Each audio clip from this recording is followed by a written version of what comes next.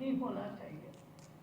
भविष्य कैसा सुधरे, और इसे लेकर के जो सेवा भाव से ये संस्था चलाते हैं कि हमारे संस्कृति को बचाओ, हमारे संस्कारों को बचाना है, और इसलिए संपूर्ण समय देने वाले ऐसे हमारे उदय माहौरकर जी, उनके सभी साथीगण, बहुत सारे साथी उन्होंने जोड़े हैं, कुछ एक का अभी सत्कार भी हुआ है, और आज जिनको पुरस्कृत किया गया है, कहा गया है सांस्कृतिक योद्धा।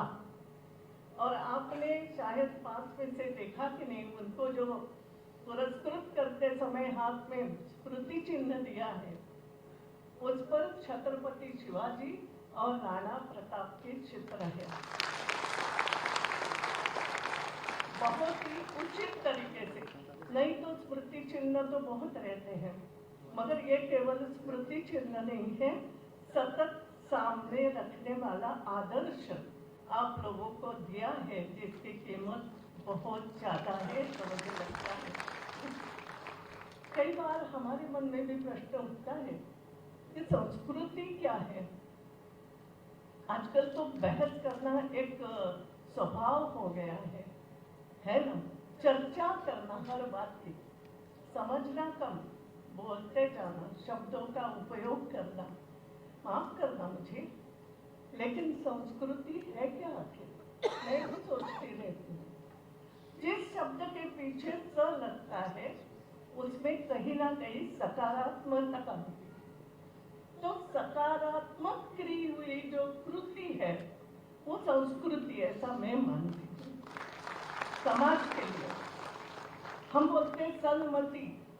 ये सन्मति क्या है? मति तो सबको है, थोड़ी बहुत सोचने की ताकत मनुष्य के मानते तो सबको है, लेकिन सन्मति जब हम बोलते हैं तो कहीं ना कहीं सद्बुद्धि, सकारात्मक सोचने की ताकत, ऐसी बुद्धि मिले, ये उसके पीछे भाव रहता है।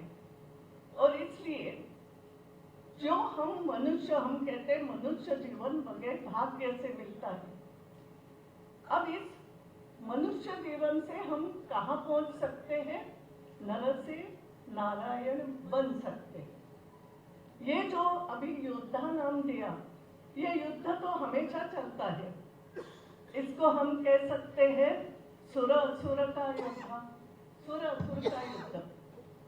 देवदानव, देव जो देता है, अच्छी चीजें देता है, काम करता है, और दानव वो जो है वो बोलता है देना नहीं है, लाओ, डांटता रहता है कि देना नहीं, लेना है मुझे।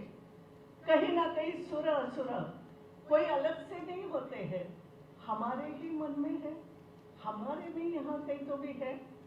और इसलिए इसका सही उपयोग कैसे करना, समाज जीवन में जो भी कुछ हमें मिला है इसको कायम कैसे रखना, और उसको अच्छा स्वरूप दोगे, उसको आगे कैसे बढ़ना।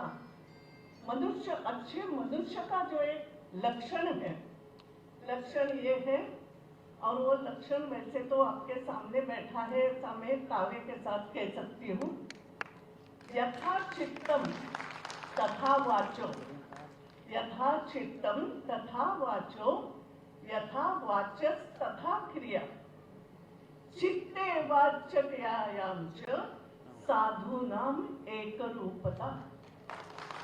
सरल अर्थ है यथा चित्तम तथा वाचो, जो भी कोई हमारे मन में भाव है उसी के अनुसार जो बोलता है, जो बोलता है वो क्रिया करके भी दिखाता है, यथा वाचस तथा क्रिया। और ये जो कुछ अपनी क्रिया, अपना बोलना, इसमें जो समानत्व दिखाता है, समीकरण इसका जो बिठा सकता है, उसी को साधु यानी अच्छा मनुष्य, साधु यानी कोई एक से कपड़े ही पहनना आवश्यक नहीं है, अच्छा मनुष्य, सज्जन मनुष्य, इसी को कहते हैं। हमारे मराठी में कहते हैं बोले तैसा चाले, जैसे बोलते हो वैसा व्यवहार जो करे, बोले तैसा चाले, त्याची वंदावी पाऊले, उसी के चरणों में नतमस्तक होना। आप सब ध्यान में रखो, किसी के भी पैर नहीं पड़ना है। बोले तैसा चाले, जो बोलता है जैसी क्रिया करता है उसी को नमस्कार करो, बाकी को दूर से राम राम करो तो चलेगा। पैर उसी के पड़ना।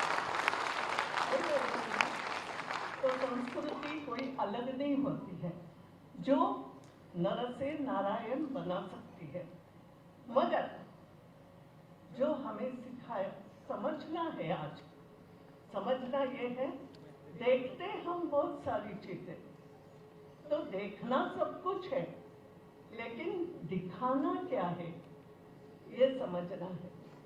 बहुत कुछ मैं देख रही हूँ, मैं बच्चे को साथ में लेकर जाती हूँ, माँ हूँ इसलिए कह रही हूँ। मेरे बच्चे को अगर मैं जतरा में लेके जा रही हूँ, मेले में लेके जा रही हूँ, मैं सब कुछ देख रही हूँ, थोड़ी ऊंची हूँ उससे तो देख रही हूँ, मगर मैंने मेरे बेटे की उंगली अगर पकड़ी है, बेटी की उंगली अगर पकड़ी है, तो देखना सब कुछ है, मगर बच्चे को दिखाना क्या है ये सब। और मेरा कहना आप सब लोगों को इतना ही है, जिनको आज पुरस्कार मिले हैं बहुत कुछ अच्छा किया। एक बात बताती हूँ, छोटी छोटी बातें, हमारे माहौरकर जी उसकी लड़ाई तो लड़ रहे हैं कि कंटेंट क्या होना, मगर कंटेंट दिखाना भी कैसे, कितनी बार। अभी एक घटना हुई थी, तो एक टीवी चैनल पे बाय चांस में योगी जी, मैं इस पे बैठी थी एयरपोर्ट पे, तो समय था, सामने टीवी लगा हुआ था, न्यूज लगी हुई थी, क्या दिखाया होगा, ठीक है, उस छोटी सी लड़की को वो प्रेमी मार रहा है, 40 बार चाकू मारा, मगर चैनल क्या कर रहा था, बता तो रहा था 40 बार, मगर गिना रहे थे। आपने भी देखा होगा, 1 2 3 4 40 बार दिखाना जरूरी है क्या? 40 बार मारा बोलो समझ में आती है, तो देखा क्या, दिखाना क्या है, ये छोटी छोटी जो बातें हैं, और इस पर कैसे कंट्रोल रखना। साइबर है, वो अनेक अनेक चीजें अब बढ़ती जाती है, हमें बहुत सोचने की जरूरत है, और उसका एक कदम आज के पुरस्कार है। क्यों है आपको लगेगा पुरस्कार क्यों कदम? जीवन में बहुत कुछ होता रहता है, और एक बात आप ध्यान रखना, मैं हमेशा बोलती हूँ, सज्जनों की संख्या हमेशा ज्यादा है, दुर्जनों की संख्या ज्यादा नहीं है। मेरे मध्य प्रदेश में, मेरे इंदौर शहर में अगर 25 से 30 लाख की हमारी जनसंख्या है, तो अपराध करने वाले कुछ हजार ही है, लेकिन बाकी के 24 लाख, बाकी हजार क्या करते हैं? जागरूक है क्या? सावध है क्या? अपनी सज्जनता की कुछ ताकत पहचान रहे हैं क्या? दिखा रहे हैं क्या? ये बहुत आवश्यक है, और इसलिए पुरस्कार जो है, ये पुरस्कार शुरुआत मैंने कहा कि कोई अगर अच्छा काम कर रहा है, उसके पीछे समाज ने खड़ा होना और उसको कहना तू पुरस्कार, पुरस्कार का अर्थ है पुरस्कार, अच्छा काम कर रहे हो, आगे बढ़ो, हम तुम्हारे साथ हैं, हम तुम्हारी ताकत करेंगे। तो सज्जनों की भाव शक्ति जागरूक करना, और वो भाव शक्ति अच्छे काम के पीछे लगाना, इसका अर्थ है पुरस्कार। एक मराठी, फिर से बोल रही, मैं मराठी हूँ इसलिए, मगर आप भी समझ जाओगे। अब इन्होंने ये काम कर रहे हैं, 7-8 लोग अच्छे काम कर रहे हैं। आज माननीय योगी जी क्यों आए हैं?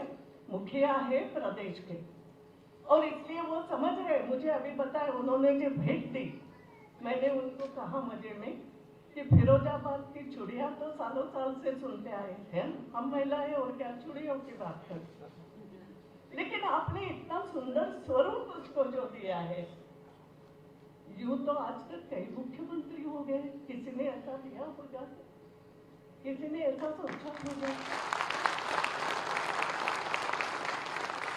फिर उन्होंने जो बात बताई, उसको कैसे विस्तृत रूप दिया है, इसको कैसे डेवलप किया है, ये अच्छे मन वाले जो सज्जन है, जो सच्चा सोचते हैं, सोच अच्छी रखते हैं, जिनकी सन्मति है, जिनके पास संस्कृति है, अच्छी कृति करने का विचार है, भाव है, वही ये सब कुछ कर सकते हैं ना।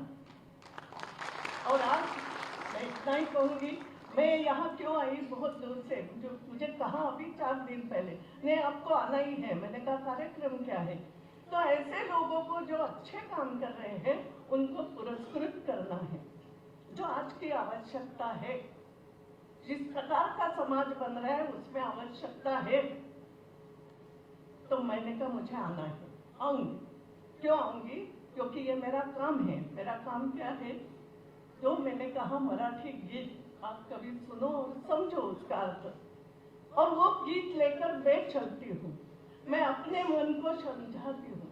मन शुद्ध तुझं गोष्ट आहे पृथ्वी मोलाची। मन शुद्ध तुझं, मन तुम्हारा शुद्ध है, ये इतनी बड़ी बात है। पृथ्वी भी मोल नहीं कर सकती, पृथ्वी के मोल से ज्यादा मन शुद्ध तुझं गोष्ट आहे पृथ्वी मोलाची। फिर मुझे कहना है तू चाल पुढं, पुरस्सर तू चाल पुढं, तुला न गड्या भीती कशाची, परवाह कुणाची। क्यों किसी की परवाह करोगे? क्यों किसको डरोगे? तुम्हारा मन शुद्ध है, तुम्हारा हेतु अच्छा है और समाज के लिए कुछ अच्छा सोचते हो तो तुम आगे बढ़ो। हम सब आपके साथ खड़े दिखेंगे, रहेंगे नहीं, दिखेंगे, काम करेंगे। यही पुरस्कार आपको मिला है और एक ऐसे व्यक्ति से आपको पुरस्कार मिला है, मेरा पूरा विश्वास है।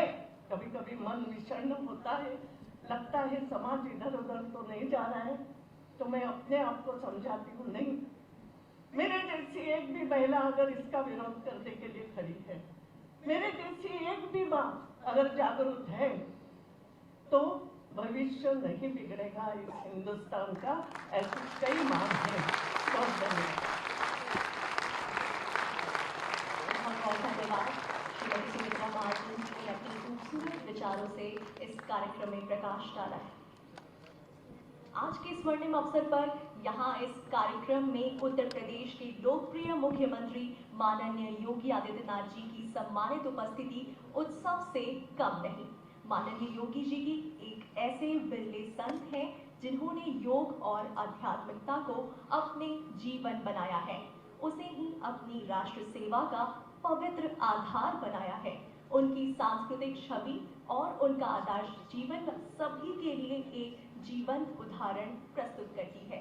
इसी के साथ योगी जी ने अपने जीवन में अनेक लोगों को प्रेरित किया है। यहाँ हमें उनके संस्कृति से जुड़ाव और अंतर प्रेरणा के बारे में और भी अधिक जानने का अवसर मिलेगा। तो अनेकों अनेकों तालियों के साथ स्वागत किया जाए माननीय मुख्यमंत्री जी का।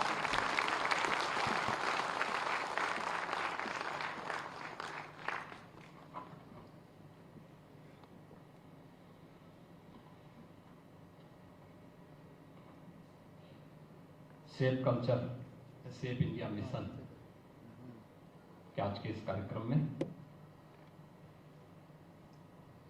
मंच पर उपस्थित लोकसभा की पूर्व माननीय स्पीकर आदरणीय श्रीमती सुमित्रा महाजन जी, केंद्रीय सूचना आयुक्त श्री उदय माहूरकर जी,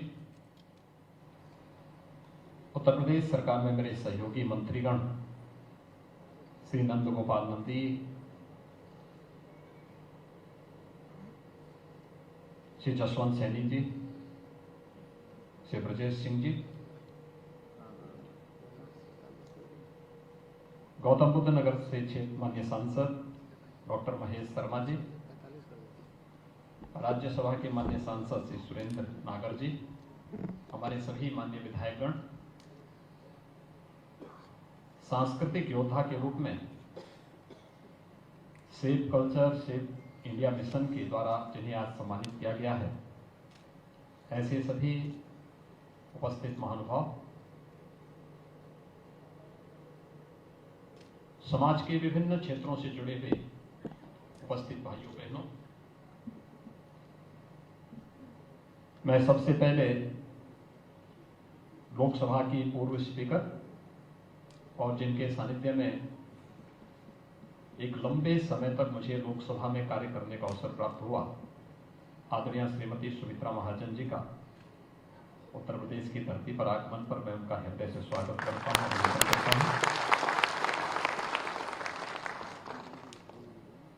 उनका महत्वपूर्ण उद्बोधन संस्कृति को लेकर के और संस्कारों को लेकर के अभी हम सब ने सुना है।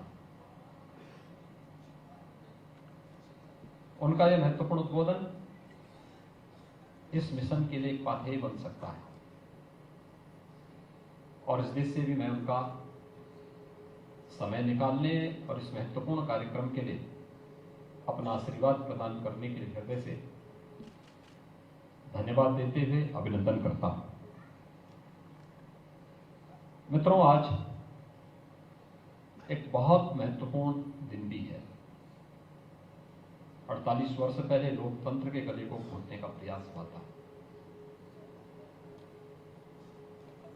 और आज हम सब उसके ठीक इतर एक दूसरे मुद्दे को लेकर के, संस्कृति जैसे मुद्दे को लेकर के आज यहां पर बैठ करके सांस्कृतिक योद्धाओं का सम्मान कर रहे हैं। अनुमान करिए कि 48 वर्ष पहले अगर सचमुच वे लोग सफल हो गए होते तो क्या यह संभव होता कि हम इन सांस्कृतिक योद्धाओं का यहां सम्मान करते और इतनी बड़ी गैदरिंग क्या यहां हो पाती? संभवतः ही कठिन होता। अभिव्यक्ति की स्वतंत्रता, लेकिन अभिव्यक्ति की स्वतंत्रता के भी कुछ नियम होंगे, उसके भी कुछ बंधन होंगे, उसकी भी कुछ लक्ष्मण रेखाएं होंगी। जैसे व्यक्ति की अपनी पहचान होती है, उसमें अलग गुण होंगे। क्या उससे नहीं कि सारे लोग एक परिवार में अगर 4 भाई हैं तो चारों के अंदर एक समान गुण नहीं होते। कोई किसी एक क्षेत्र में पारंगत होता है, कोई दूसरे क्षेत्र में पारंगत होता है, कोई समाज सेवा में जाना चाहता है, कोई सरकारी सेवा में जाना चाहता है, कोई अपने व्यापार को आगे बढ़ाना चाहता है, कोई किसी अन्य क्षेत्र में जाता है।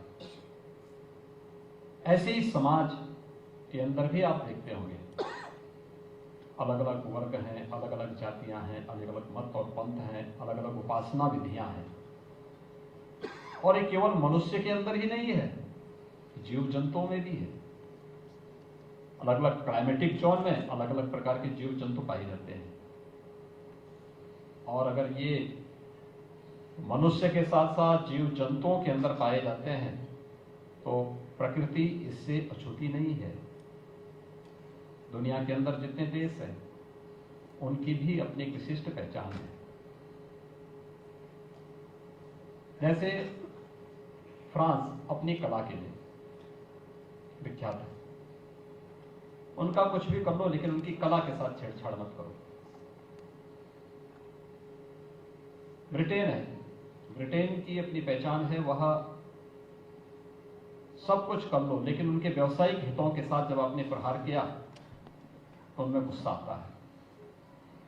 लेकिन दुनिया के अंदर भारत की भी अपनी पहचान है और वह पहचान है कि भारत को एक लंबे समय तक ब्रिटिशर या मुगल आक्रांताओं की हमलों को और बाद में लगभग 200 वर्षों तक ब्रिटिशर की गुलामी को झेलने के लिए मजबूर होना पड़ा। यहां की जनता तब तक सहती रही जब तक कि उसकी संस्कृति पर सीधे हमला नहीं हो रहा था। याद करिए, अंग्रेजों के खिलाफ पहला हमला और पहला स्वातंत्र समर, जिसे हम प्रथम स्वातंत्र समर कहते हैं, कब हुआ? 1857 में। और वह क्यों हुआ? क्योंकि गाय की चर्बी और सूअर की चर्बी से बने हुए कारतूस भारतीय सैनिकों को दे करके उनकी आस्था के साथ, उनकी संस्कृति के साथ सीधे सीधे हमला करने का प्रयास हुआ था। और तब वे सभी सैनिक भड़क उठे थे और फिर एकजुट होकर के पूरे देश के अंदर एक नया आंदोलन खड़ा हुआ था, जो भारत का प्रथम स्वातंत्र समर के रूप में, जिसे वीर सावरकर ने मान्यता दी थी, जो आज भी उस रूप में जाना जाता है। यानी भारत अपनी आस्था के साथ, अपनी संस्कृति के साथ खिलवाड़ स्वीकार नहीं करता, और इसीलिए कहा गया है भारत से प्रतिष्ठे द्वे संस्कृति संस्कृति तथा, यानी संस्कृत और संस्कृति ये दो भारत की पहचान है।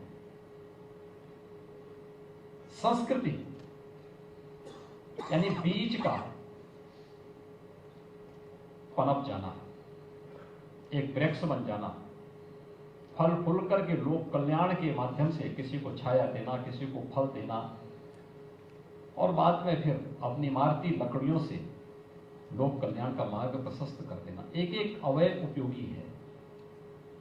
पेड़ है तो छाया दे रहा है,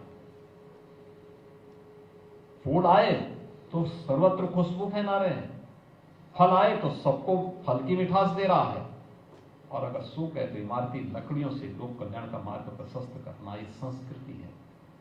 लेकिन बीज का सड़ जाना, गल जाना, ये उसकी विकृति है।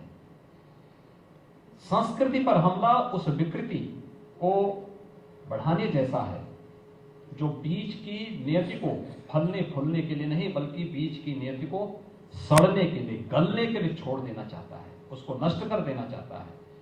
और ये सांस्कृतिक हमला सबसे खतरनाक हमला होता है।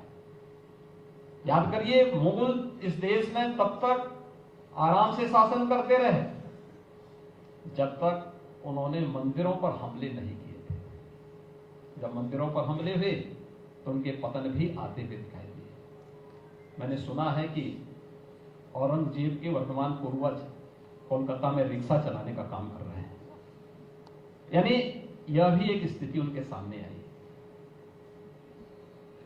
उन्होंने किसी समय दिल्ली के अंदर शासन किया था, देश को अपनी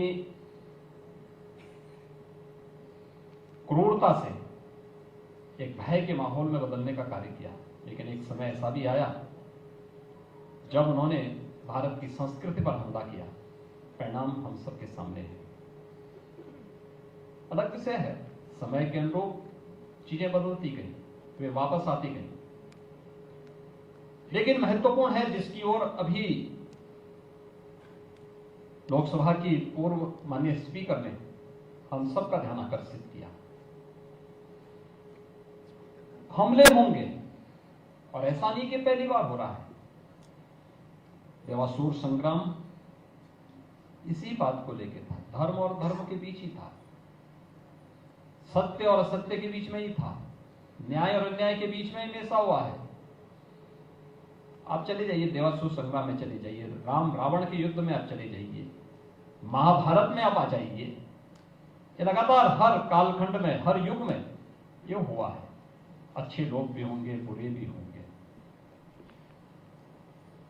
लेकिन अच्छे लोगों को इस पूरे अभियान का हिस्सा बनना और इसके लिए जागरूकता, अत्यंत जागरूक होना आवश्यक है। आज ये हमले अलग अलग माध्यमों से हो रहे हैं, अलग अलग तरीके से हो रहे हैं, अलग अलग प्रकार से हो रहे हैं। एक एवरेज है कि एक आदमी आज के दिन पे अपने स्मार्टफोन का जो उपयोग करता है ना, लगभग अपने अमूल्य समय में से 6 से लेके 8 घंटे का समय वह इसमें खर्च कर देता है। एवरेज 6 से 8 घंटा। अगर इस 6 से 8 घंटे में अगर वह किसी अच्छे कार्य के साथ जुड़ा हुआ है तब तो ठीक बात है, किसी एक मिशन के साथ जुड़ा हुआ है, किसी सकारात्मक पहल के साथ जुड़ा है, उसका बिजनेस है और मीडिया से जुड़ा हुआ है, वह किसी शैक्षणिक अभियान के साथ जुड़ा हुआ है, तब तो ठीक है। लेकिन अगर उससे इतर वह केवल दिन भर अपने स्मार्टफोन के साथ ही अपना समय खर्च कर रहा है, तो मुझे लगता है कि ये भी समाज के साथ एक अन्याय है। हमें सोचना होगा कि हम अपनी ऊर्जा का इस्तेमाल कहां पर करें, किस रूप में करें, समाज में कैसे सकारात्मकता और जागरूकता का हिस्सा आप भी बन सकते हैं। बहुत बड़े अभियान का हिस्सा आप भी बन सकते हैं। यह सांस्कृतिक, हमारी संस्कृति पर जो हमला हुआ है, यह हमला हो रहा है, वह डिजिटल माध्यम से हो, वह किसी अन्य माध्यम से हो, उसके तौर तरीके बदले हैं और उस तौर तरीकों को हमें समझना होगा। अभी आपने देखा होगा, हमारी पुलिस ने एक मामला पकड़ा है, स्मार्टफोन में गेमिंग के माध्यम से कन्वर्जन। बहुत बड़ा गिरोह है और कैसे वो संचालित होता था। गेम स्कूली टीनेजर्स के साथ उन्हें धीरे धीरे करके कैसे वहां लेकर के गए। इससे पहले एक और गिरोह का पर्दाफाश हुआ था और मूक बधिर बच्चों को निशाना बनाते थे, मूक बधिर बच्चों को स्मार्टफोन दे करके, और उसी के माध्यम से उन्होंने इस अभियान को प्रारंभ किया था। और उनका जो दायरा था केवल यूपी नहीं था, देश के 25-30 राज्यों तक वे लोग अपने इस दायरे को फैलाए थे।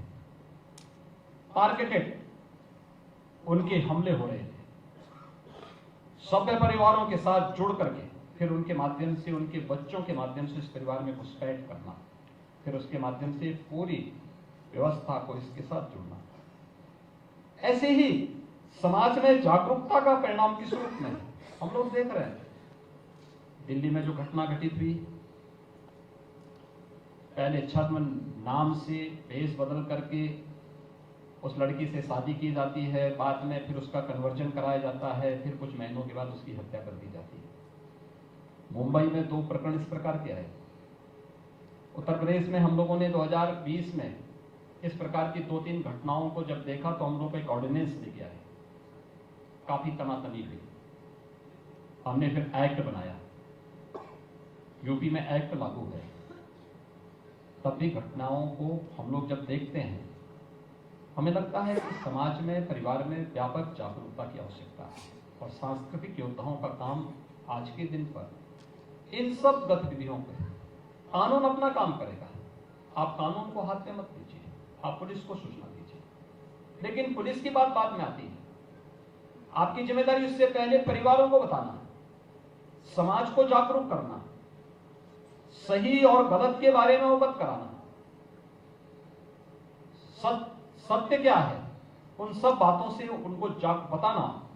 अगर हम जागरूकता के इस बड़े कार्यक्रम के साथ चलते हैं, बहुत बड़ी समस्या का समाधान हमारे सामने अपने आप होती हुई दिखाई देगी। लोगों को एक सकारात्मक मार्ग पर आगे बढ़ने के लिए प्रेरित करना पड़ेगा, और सकारात्मक मार्ग वही होगा जो बाद में जब हम इसमें कानून को अपने हाथ में लेते हैं, तो याद करना, एक प्रकार से हम अपने हाथ में कानून को लेकर के उन लोगों की मदद कर देते हैं, क्योंकि उनके लिए बचाव का एक रास्ता खुल जाता है।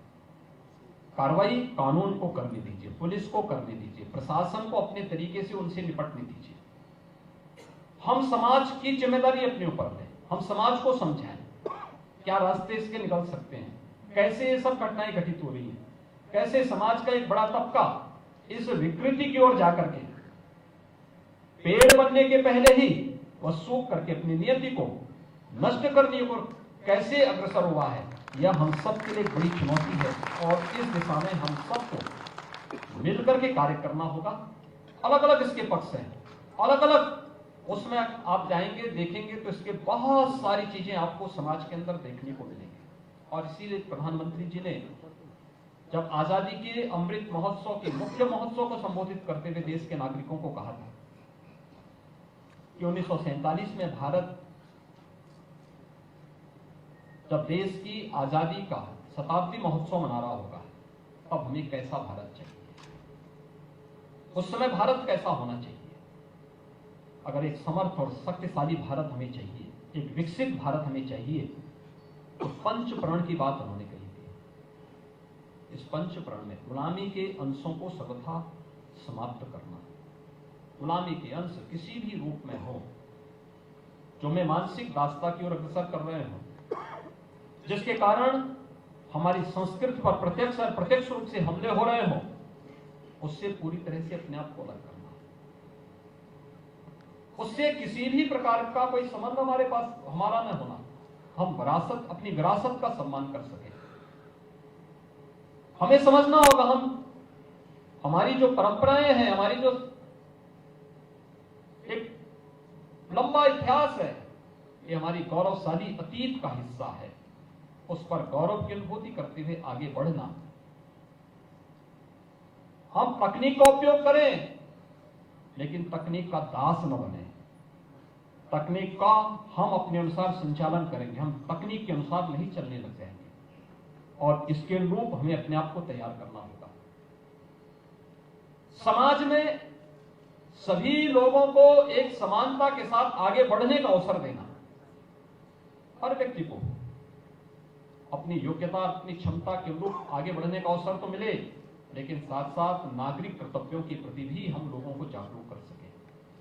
हमारे नागरिक कर्तव्य क्या होने चाहिए? समाज के प्रति मेरा दायित्व क्या है? राष्ट्र के प्रति क्या है?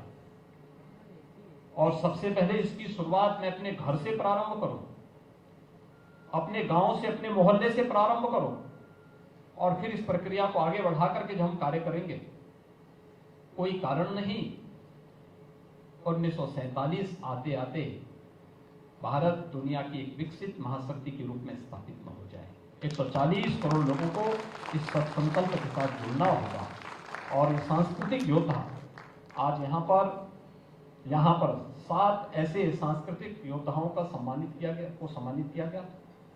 आने वाले समय में आप भी इस अभियान के हिस्से बने, इस विश्वास के साथ मैं उदय माहुरकर जी को, जिनके बारे में ये कहा जाता है कि केंद्रीय सूचना आयुक्त के रूप में आरटीआई से जुड़े हुए सर्वाधिक मामलों का उन्होंने एक दिन में निस्तारण करने का, और अपने पूरे कार्यकाल के दौरान भी बहुत अच्छी मेरिट के आधार पर उनके निस्तारण करने का उनके नाम पे रिकॉर्ड है। इस अवसर पर उन्हें हृदय से धन्यवाद देता हूं, और विश्वास करता हूं कि यह अभियान निरंतरता को प्राप्त करें। आप सबके प्रति मेरी शुभकामनाएं। धन्यवाद। जय हिंद।